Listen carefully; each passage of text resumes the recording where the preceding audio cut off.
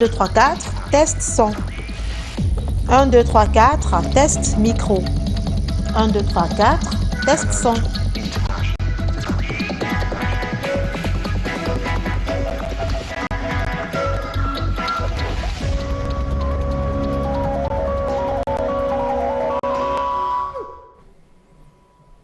Bon après-midi, mesdames et messieurs. Il est 12h GMT, 13h à Yoko, c'est dans le Mekim.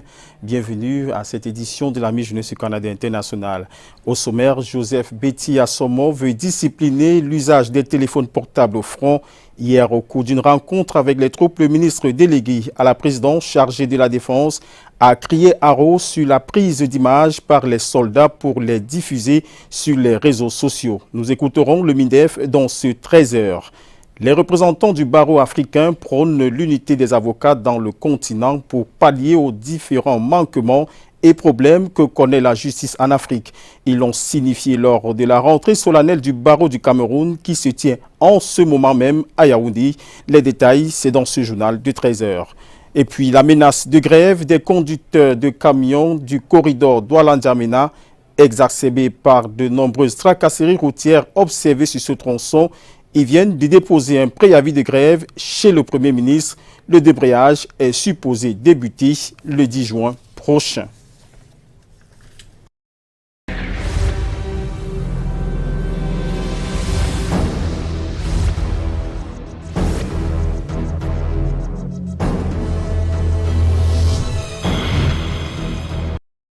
Une fois de plus, bon après-midi, mesdames et messieurs. Pour parler de ces informations sur la rencontre des avocats du barreau africain et du ministre délégué à la présidence chargé de la défense, Betty Assomo, nous allons aller tout de suite vers nos bureaux de Yaoundé où nous attend Karel Mezatiachouya. Bon après-midi, Karel. Robert, Charles Talk, Madame, Messieurs, bonjour et merci de nous rejoindre dans la cité capitale. La fin de la tournée du ministre délégué à la présidence chargé de la défense, Joseph Betty Assomo, bouclée par Boya. Au sud-ouest, une tournée entamée à Bamenda. Au menu, la mobilisation des troupes pour la loyauté à la patrie. Pendant ce séjour, donc, le ministre délégué à la présidence chargé de la défense a appelé les hommes à faire attention aux prises de vue via les téléphones portables et à avoir la mesure dans les rapports aux réseaux sociaux. Je vous propose donc d'écouter un extrait de son allocution hier soir au micro de Serge Alanzibou. Le militaire ne prend pas ses instructions sur les réseaux sociaux. Il les reçoit de ses chefs. Le militaire n'est pas un acteur de cinéma ou un caméraman pour tourner des films sur les champs d'opération, tourner des vidéos à diffuser. Et ces vidéos qui font tant de tort, parfois à l'image des forces, qui peuvent faire oublier le gros travail positif que vous faites, au péril de vos vies. Le bilan de nos pertes l'atteste à suffisance. C'est pourquoi je voudrais d'ailleurs demander aux chefs militaires qui conduisent les opérations de bien réglementer l'usage du téléphone sur les champs d'opération, de choisir et de désigner les hommes qui sont autorisés à porter les téléphones. Le spectacle actuel de la multitude et du foisonnement des téléphones, des smartphones sur les champs d'opération font que les chefs ne maîtrisent pas les images et les scènes qui sont captées ou capturées, comme on dit.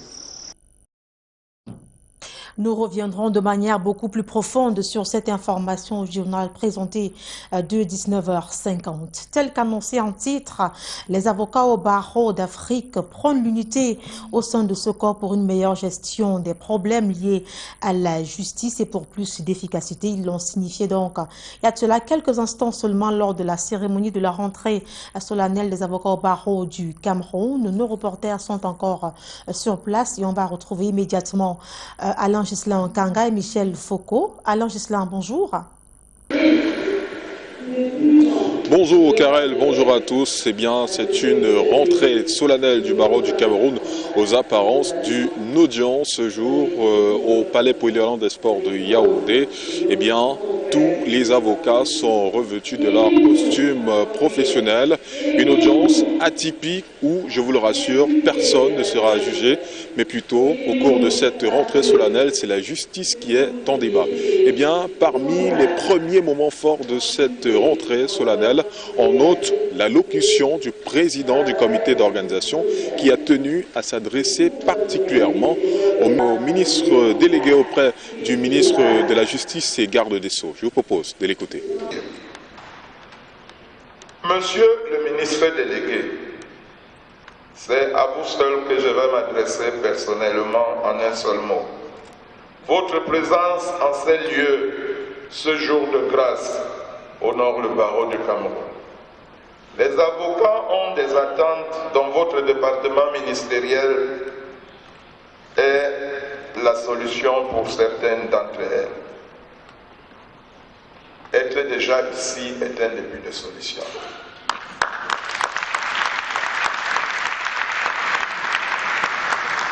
On nous a déjà fait le coup. Il ne faudrait pas que demain, l'on nous dise « Mais pourquoi vous demandez-vous ceci ou cela aujourd'hui alors que vous étiez aux affaires ?»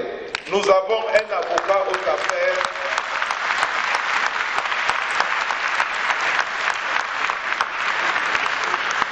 et il a l'obligation, je dirais même une compétence liée, de résoudre nos problèmes.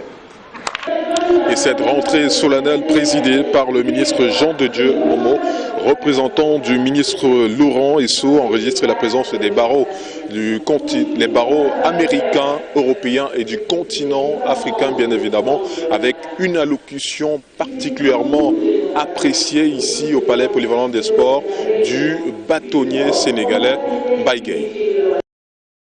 Merci Alain Ghislain Kanga pour toutes ces précisions. Naturellement, nous y reviendrons. Intéressons-nous à présent à la recherche scientifique et l'innovation. Il y a de nouveaux membres au sein de l'Académie des sciences du Cameroun, des membres qui, comme leurs confrères, vont se remuer les méninges pour apporter leur contribution au développement du Cameroun.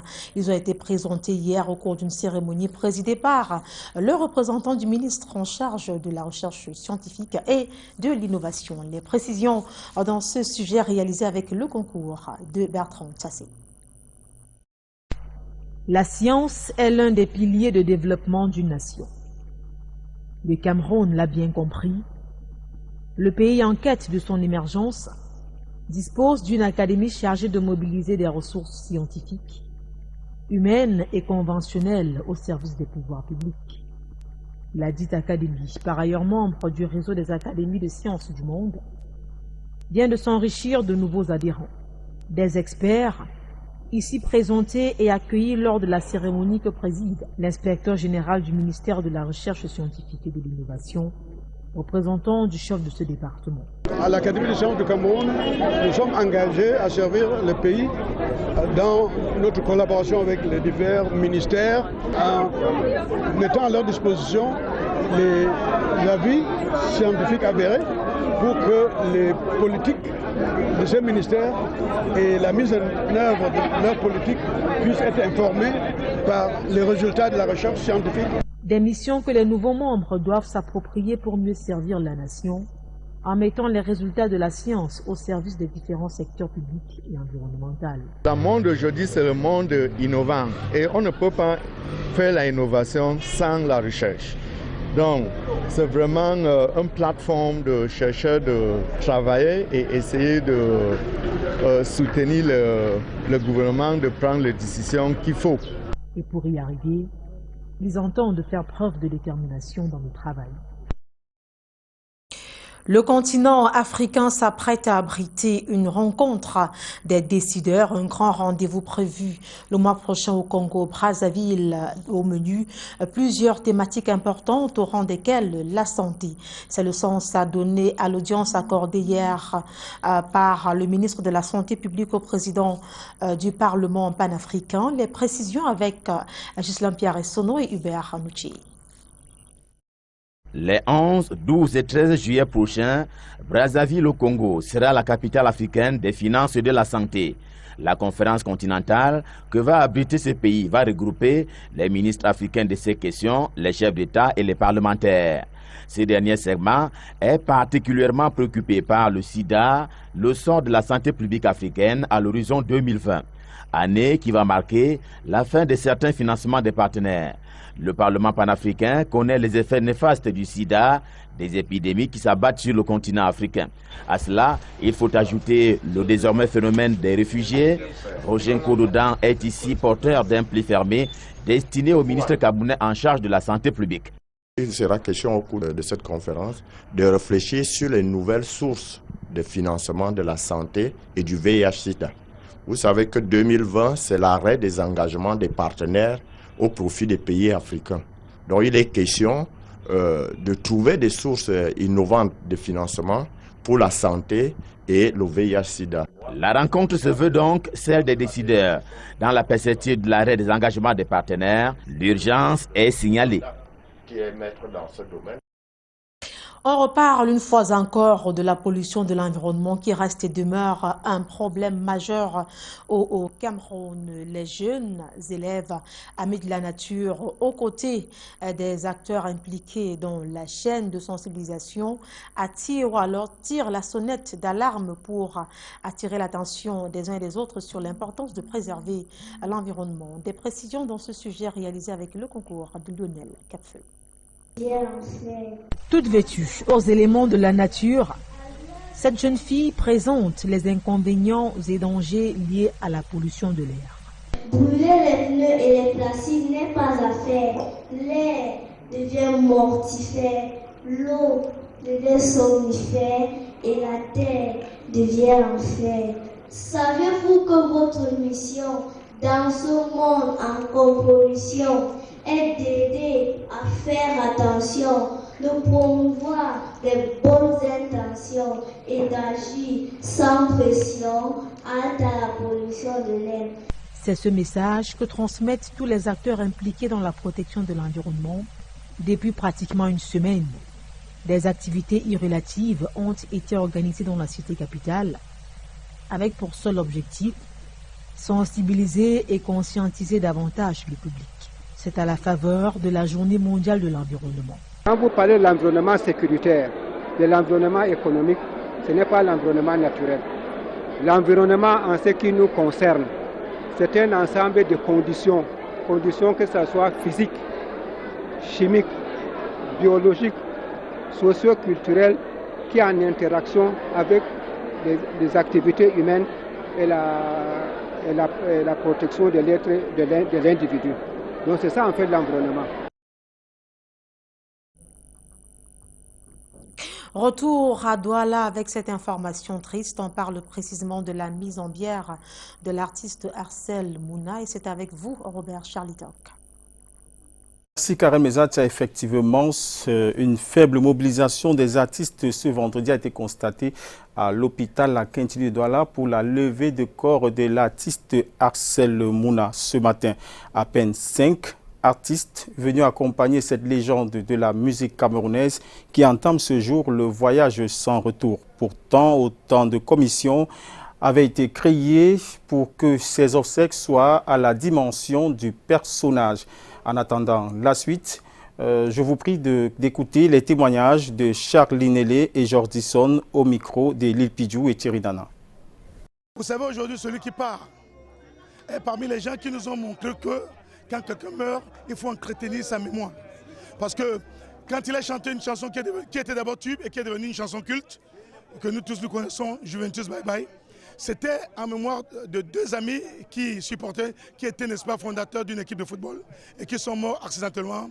Et quand il a fait cette chanson, elle est restée une chanson d'abord tube et culte. À travers le départ d'Axel Mouna, ceux qui sont là-haut, nos dirigeants, ils vont encore essayer de voir notre cas parce qu'il faut le reconnaître, les artistes souffrent véritablement. Moi, tout ce que je peux dire à Axel, il est venu sur terre, il a combattu le bon combat, c'est Dieu qui l'a rappelé et que les gens arrêtent de dire que Axel Mouna, il a galéré, il a fait ceci. Lui-même personnellement, il n'a pas galéré parce que Axel Mouna est issu d'une très très grande famille. Après cette levée de corps triste, une messe est prévue ce soir à son domicile familial situé au niveau du château d'eau de Daïdo. À 22 h, la veillée artistique jusqu'à l'aube et samedi, l'enterrement à 15 h au cimetière Ndjonjo à Bonapriso. Espérons que les artistes pourront se rattraper ce soir et trouver une photo illustrative du père de Juventus pour lui dire merci d'avoir contribué à réussir la musique camerounaise. Poursuivons en culture pour parler du concours de musique gospel qui chaque année réunit les artistes de musique chrétienne en compétition dans les rubriques adoration et louange. La finale du Presbyterian Live Show a créé l'émulation parmi les différentes chorales. Plus de détails avec Aimé Moukoko.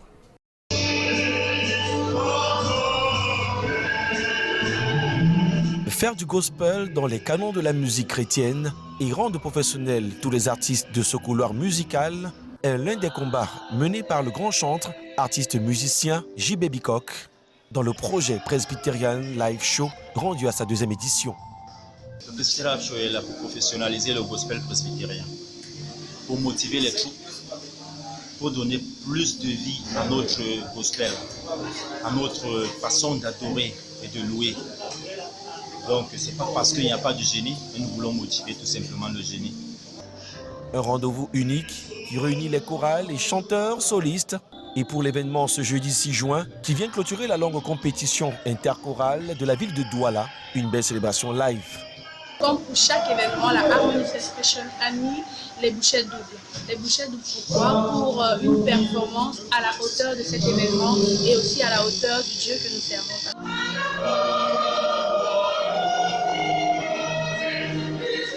Il manifeste le goût, une réelle envie, mais il n'y a pas de rigueur. Et avec la rigueur, il faut commencer par le bas. Des guests très célèbres dans le chant gospel tels Exxon, Jacques Baïk ou Harmonious Expression ont porté leur soutien et leur expertise aux compétiteurs finalistes devant de rigoureux membres du jury. Sur le podium final, la Japé Sig-Péniel décroche le trophée du Presbyterian Live Show 2019. On notera aussi de belles prestations de la chorale classique Wehani Sang, puis Leslie et Naomi. Que se passe-t-il dans le secteur des transports terrestres? La plateforme des organisateurs syndicaux décide dès le 10 juin de l'année en cours d'arrêter la circulation des camions sur le corridor Douala-N'Djamena jusqu'à la prise en compte de leur doléance. Et pour ce faire, une décision issue du préavis de grève a été déposée dans les services du Premier ministre. Plus de détails avec Yvonne Katiken et Guy Fotso. Tracasseries policières et de la gendarmerie, ingérence du BGFT, frais de douane, frais d'escorte et bien d'autres, les postes de sortie d'argent sont énormes, les transporteurs n'en peuvent plus. Trop c'est trop, on en a marre. Dans aucun pays au monde, on ne peut pas avoir 5 ponts bascules à moins de 100 km. Vous ne pouvez pas expliquer ça. Quittant de Yassa a un pont bascule à Dibamba, Aidé a un pont bascule, Pouma a un pont bascule, Mbakomo a un pont bascule à moins de 100 km. Les tentatives de conciliation n'ayant pas abouti, les transporteurs sont décidés à se faire entendre. Nous avons levé la suspension de grève Et nous avons lancé à la date du 10 juin. Dès lundi donc, aucun camion ne devrait circuler. Ainsi, on a décidé la plateforme des organisations professionnelles des transporteurs réunie cet après-midi à Douala. Il y a eu des tentatives de négociation et puis quelques éléments de collaboration avec quelques réunions pour lesquelles nous n'avons aucun issue. Nous sommes jusqu'à la fin de la journée du 9 juin disposés à dialoguer parce que nous ne sommes pas des casseurs. Les conditions de transport doivent être améliorées et la solidarité de corps est requise.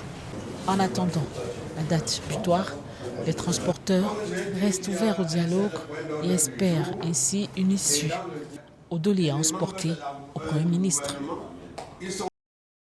Alors maintenant, dans le secteur du transport urbain pour dire halte aux accidents de la circulation dans la ville de Sarmélima. Les conducteurs d'engins à 2 roues, encore appelés mototaximens, se démarquent par leur incivisme sur la route et bien d'autres comportements. Pour barrer la voie à ces agissements, ils ont été soumis à l'examen du permis de conduire. Monique Naossi et Emmanuel Kweta ont assisté à cette évaluation. Des dizaines de cas d'accidents de la circulation causés quotidiennement par des mototaxis à Sarmélima. Les enquêtes les attribuent à l'imprudence, la fatigue, l'insolence et la conduite en état d'ivresse. Avec près de 900 motos en circulation, l'autorité administrative a entrepris de manière urgente l'examen du permis de conduire catégorie A en partenariat avec Moto Divine Afrique. Je crois que le plus important, c'est qu'ils prennent conscience. Et ce que vous avez vu tout à l'heure dans la salle, c'est que les mototaximans du département du Djellabo, et plus précisément dans la ville, l'arrondissement de Sarmélima, ils ont pris conscience qu'ils avaient impérativement besoin d'un permis de conduire. L'objectif vise à aider les pouvoirs publics à assainir ce secteur d'activité, le réglementer et le professionnaliser. Ce projet retient la plus haute attention de son Excellence, M. Paul Biya, chef de l'État. Et le ministre de tutelle, le ministre des Transports, suit les activités de ce projet avec beaucoup d'attention. L'initiative est bien accueillie par les conducteurs d'engins à 2 roues. On est satisfait et bien content de ce projet de moto. Nous remercions aussi le chef de l'État qui nous a pensé mettre un accent sur la CNPS. Nous disons peut-être que demain, après-demain, on peut laisser la moto et qu'on est affilié à la CNPS et qu'on peut avoir certaines revenus alors que nous ne travaillons plus. Après la sensibilisation de ce matin, moi je crois qu'il serait question à notre niveau de continuer à sensibiliser, à informer et éduquer beaucoup les jeunes camarades. Des facilités leur sont accordées sur le coût de la formation qui va durer 1 mois et un moratoire pour le paiement. Vivement que ces mesures mettent un terme aux accidents de la circulation devenus banals dans cette ville de Sarmélima et qui endeuillent de nombreuses familles. En environnement, principale source de maladies respiratoires, la pollution de l'air est devenue un phénomène de moins en moins banal. La sonnette d'alarme s'est faite plus retentissante à l'occasion de la Journée mondiale de l'environnement. Qu'il s'agisse d'une industrie ou d'une personne physique, l'on est toujours appelé à adopter des comportements écologiquement responsables, à l'instar de planter les arbres. Plus de détails avec Monina aussi et Henri Tinda. Voici un geste écologiquement responsable. Planter des arbres pour capter le carbone, issu majoritairement des déchets industriels. Le but étant de préserver l'écosystème et lutter contre la pollution de l'air. Nous sommes à Essengue à Douala, zone marécageuse et où fleurissent des industries. Par cette action aussi, nous donnons l'exemple à la population de suivre et de ne pas continuer à couper les arbres. Deuxièmement, nous avons choisi un site très marécageux et habité. Nous avons 2 objectifs à ce niveau. Premièrement, décourager le phénomène d'envahissement des zones humides qui aujourd'hui n'est pas protégé. La délégation départementale de l'environnement du Vouri, à pied d'œuvre, invite les riverains à mettre le pied à l'étrier. Nous sommes dans un quartier populaire où les populations sont en train d'observer ce que nous faisons. Nous espérons qu'eux aussi pourront prêcher par l'exemple, c'est-à-dire que chacun chez lui puisse planter au moins un arbre. L'exemple est donné à travers 2 types d'arbres plantés et adaptés à cet environnement. Il y a 2 types d'arbres que nous avons là sur place. Il y a le palmier royal qui vise surtout à nous rassurer que, comme c'est une zone humide, qu'elle puisse donner ce dont la zone humide a besoin. Et puis l'eucalyptus, c'est déjà pour diminuer un peu d'eau qu'il y a sur le lieu, parce que quand vous regardez, quand vous remarquez, le lieu, c'est un endroit inondable qui a déjà beaucoup d'eau. Donc il faudrait un arbre qui vient, ne serait-ce que boire un peu de cette eau. Combattre la pollution de l'air est le thème retenu pour la 47e édition de la Journée mondiale de l'environnement. Face à la pollution de l'air et au réchauffement climatique, il est urgent d'implémenter la politique de la foresterie urbaine dans les communes d'arrondissement. En 2030, le cancer du sein sera la première cause de mortalité chez la femme selon l'Organisation mondiale de la santé, d'où la nécessité d'éduquer, de dépister et de traiter ce cancer. Un point de presse en prélude à la campagne de dépistage du 10 juin prochain s'est déroulé à Douala. Pratik Ngwanya et William Nebou ont assisté à cette conférence. 78% des cancers sont diagnostiqués chez la femme de plus de 50 ans. Le risque est plus élevé si le premier cancer du sein a lieu avant 40 ans. 15% du cancer du sein est héréditaire. Ceci justifie le combat mené par l'association Run for a Cure Africa qui milite pour sensibiliser et lutter contre le cancer du sein. Nous allons donc avoir notre campagne de dépistage gratuit, je précise encore gratuit, du cancer du sein et on va associer un frottis cervical à notre dépistage pour que les femmes puissent profiter également de ce service-là. Le cancer du sein est parfois héréditaire ou influencé par la région géographique. Les manifestations du cancer du sein sont le plus souvent pressenties par la présence d'un nodule au niveau du sein. Un nodule, c'est une boule. Ça peut être localisé à n'importe quel endroit du sein. Ça peut même être localisé au niveau du mamelon. On peut aussi avoir une ulcération, donc une plaie au niveau du mamelon. On peut avoir un écoulement du mamelon, c'est-à-dire vous regardez spontanément ou lorsque vous pressez du lait, du sang ou du pus qui coule de votre sein. Chaque année, Run for a Cure Africa organise des campagnes de dépistage gratuit du cancer du sein. Pour cette année, une campagne de sensibilisation se tiendra ce 8 mai au parc Covita de Douala avec comme point d'orgue une campagne de dépistage gratuit du cancer du sein du 10 au 12 juin prochain à l'hôpital Baptiste de Bonambéry de 7h à 16h. Alors maintenant en sport pour parler de la Coupe du Monde féminine. Le coup d'envoi sera donné ce jour. La France sera opposée pour la circonstance à la Corée du Sud. Le Cameroun participe à cette grande messe du football. Hier, les Lions indomptables ont été accueillis en grande pompe à Montpellier où elles ont pris leur quartier. Lil Pidjou et Erigoff Kouacho pour plus de détails. Les Lions indomptables du Cameroun accueillis comme des reines à Montpellier par la communauté camerounaise installée ici depuis de nombreuses années.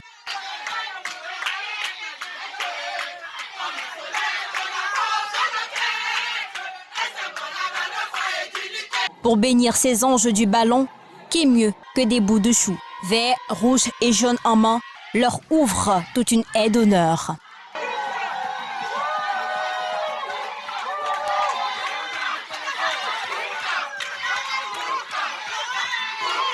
Cette mobilisation initiée par l'Union des Camerounais de l'étranger va pousser ces lionnes à rugir.